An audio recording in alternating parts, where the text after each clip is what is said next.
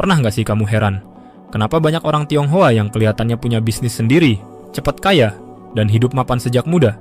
Padahal kalau dilihat, nggak semua dari mereka lahir dari keluarga kaya. Rahasianya bukan di keberuntungan, tapi di pola pikir, kebiasaan, dan strategi hidup yang udah mereka pegang sejak kecil. Di video ini, kita bakal bongkar cara-cara realistis yang dipakai banyak orang Tionghoa buat membangun kekayaan mereka. Dan yang paling penting, cara ini bisa kamu tiru juga, walaupun kamu bukan dari keluarga tajir. 1. Mindset produktif sejak remaja. Sejak remaja, banyak anak muda Tionghoa udah dibiasakan produktif. Waktu teman-temannya masih asik nongkrong atau main game, mereka ikut bantu di toko keluarga, belajar ngeladenin pelanggan, dan ngerti alur bisnis dari bawah. Mereka nggak nunggu mapan dulu baru bisnis, tapi justru mikirnya, bisnis dulu biar nanti bisa mapan. Contoh nyata, lihat aja anak-anak muda di Glodok, Pasar Atom, atau kota-kota besar lain. Banyak yang sambil kuliah, sambil jualan online, atau jaga toko keluarga. Bukan karena terpaksa, tapi karena itu udah jadi budaya. Tips buat kamu, kalau kamu masih kuliah atau baru lulus, jangan nunggu kerjaan dulu baru cari uang. Mulai aja dari usaha kecil, jualan di marketplace, buka jasa sesuai skill kamu, atau bantuin usaha keluarga. Yang penting, jangan cuma nunggu.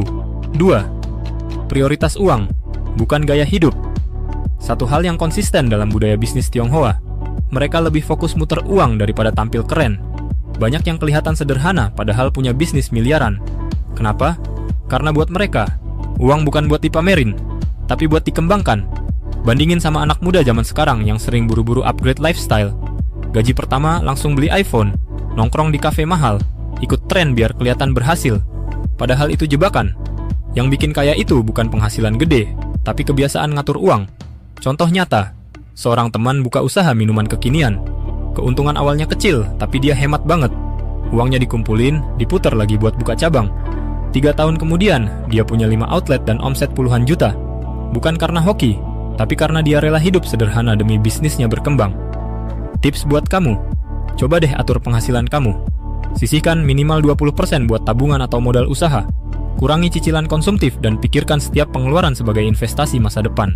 3. Belajar bisnis secara praktis. Banyak orang Tionghoa nggak terlalu fokus teori atau gelar.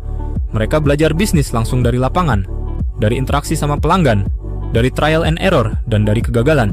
Misalnya, ada anak muda buka toko kecil aksesoris HP. Awalnya sepi, tapi dia terus amati barang apa yang paling laku, jam berapa paling rame, dan strategi promosi apa yang efektif. Dari sana dia berkembang.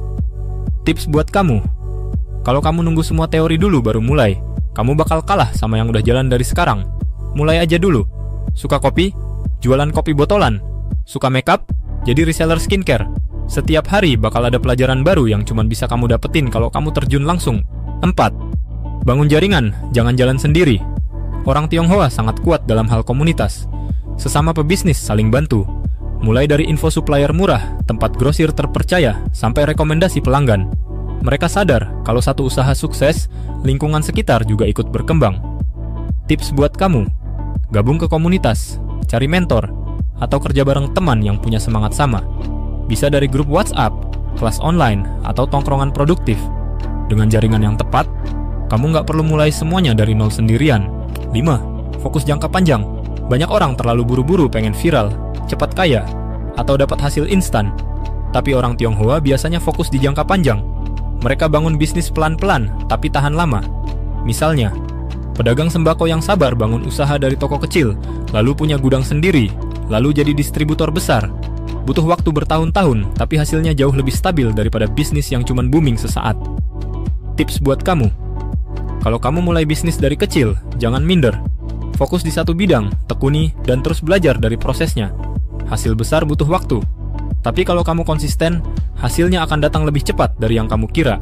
Kesimpulannya, orang Tionghoa bisa cepat kaya bukan karena keberuntungan atau warisan, tapi karena pola pikirnya yang disiplin, hemat, tangguh, dan konsisten. Dan yang lebih penting, pola pikir ini bisa banget kamu tiru. Nggak peduli kamu dari kota kecil, keluarga sederhana, atau baru mulai dari nol. Semua bisa kalau niat dan berani jalanin prosesnya. Sekarang pilihannya ada di kamu. Mau terus nunggu kesempatan atau mulai menciptakan kesempatan sendiri? Kalau kamu ngerasa video ini bermanfaat, bantu share ke teman-teman kamu. Jangan lupa like, subscribe, dan tulis di komentar hal apa yang pengen kamu mulai dari sekarang.